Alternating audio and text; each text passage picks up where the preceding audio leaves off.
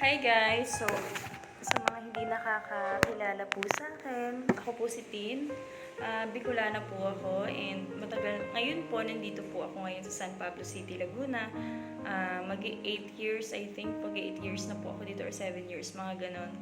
And bilang isang anak, bunsong anak, guys, share ko lang po ito sa inyo ha. Walo po kasi kami magkakapatid and wala na po yung papa ko, 2010 pa. And yung mama ko naman po is 75 years old this March 29. And naisip ko po na sana surprise po namin si mama, birthday surprise po namin. Kasi po matagal na po kami hindi nagkakasama-sama ng lahat. Yung as in buo talaga. And si mama po ngayon nasa Bicol, nandun po yung kapatid ko, may dalawa po akong kapatid doon sa Bicol. Tapos yung kapatid ko naman po dito sa San Pablo is tatlo po kami. And sa Lokban po isa sa Makati at isa po sa Batangas. So ayun, 'di ba, kalat-kalat po. So syempre bilang isang anak, 'di ba, ang hangad lang naman natin ng mga anak is mapasaya yung mga magulang natin, yung nanay natin. And gusto namin si mama na mapasaya kahit simpleng handaan, tapos makikita niya kami na kompleto. Binabati siya ng happy birthday, na magkakasama kami lahat, 'di ba? Nakakalungkot nga lang kasi hindi pa namin alam kung saan namin gaganapin. Kasi pag sa Bicol, mas maganda po talaga pag sa Bicol. Kasi bukod sa Tagarong kami, ang tagal ko na pong hindi nakakauwi. Saka sa Bicol po kasi nandun po yung mga apo ni mama, apo sa tuhod, yung mga ganon. Tapos dito naman po sa San Pablo, ilan po kami dito, kapatid ko, tapos yung mga anak po nila. And sa Lucban, Quezon naman po, may dalawa pong anak doon yung ate ko. And yung kuya ko naman taga Batangas, may isa po siyang anak. Yung isa niya pong anak nasa Bicol. And yung kapatid ko naman po sa Makati is may anak po siyang 4. So iniisip po namin kasi nagtanong po ako ng van kung magkano po ang renta po sa ganun. Kasi wala po talaga akong idea. Nagtanong lang naman po ako. Pero alam ko po, mahal talaga yun, di ba? So, nagtanong po ako dun sa kakilala ko. Sabi niya po is, grabe gosh, guys, 20K. Ganun talaga yun. Kasi 2 days. 2 days and hindi naman madali talaga mag-drive. Saka, maganda sana yun kasi kakilala namin. Tapos, maganda sana doon kasi binawasan niya pa yun. Kaso, hindi pa rin namin kaya. Kasi, syempre, hindi naman lahat, diba? Hindi sa lahat ng mga magkakapatid, hindi naman lahat ng pamumuhay is okay, diba? So, yun. Mahirap lang talagang alam mo yun, gusto namin mag-surprise. Gusto namin i-surprise si mama, kaso medyo mahirap buuhin yung plano kasi hindi sapat yung budget.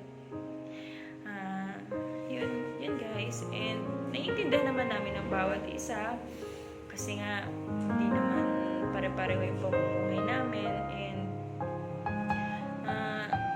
sinusubukan namin na magawa ng paraan kung ano ba talaga ang mas magandang gawin para matuloy yung birthday ni mama, yung birthday surprise namin kay mama. And hoping guys, sana this March is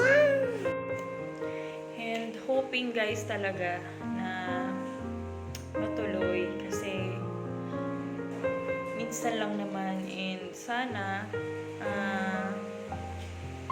makapag-desisyon ang lahat kung saan at kung kailan. Kasi ang bilis lang ng panahon, di ba? March 29 pa naman yung birthday ni mama. Pero last week ako gumawa ng group chat and nagsuggest nga ako na magkaroon sana ng birthday surprise para kay mama. So, ngayon, inaayos pa namin. So, yun guys. Kayo ba? Ano ba sa tingin nyo? And guys, alam nyo, ang hirap talaga, no? Ang hirap pag ang problema mo yung ganun. 'Di ba? Gustuhin mo man yung ganito, yung ganyan. Ang hirap kumilos. And kahit sana yung simpleng, simpleng birthday celebration. Basta ang importante, yung mga anak niya, yung mga apo sa tuhod, sana nandoon. And guys, ang purpose lang naman talaga namin dito is mapasaya si mama. Bukod sa hindi na kami nakikita-kita ng kompleto, syempre may edad na si mama. And gusto namin iparanas yung kasiyahan habang nandyan pa siya. And alam naman namin na makakasama pa namin si mama ng marami at mahabang panahon. And guys, nagpapasalamat din ako sa kay God kasi kahit si mama 75 years old na, malakas pa din si mama and wala masyadong mga iniinom na maintenance and healthy pa rin si mama, masasabi ko yun. And guys, hanggang dito na lang yung mini vlog ko and sa ngayon, hanggang dito muna tayo.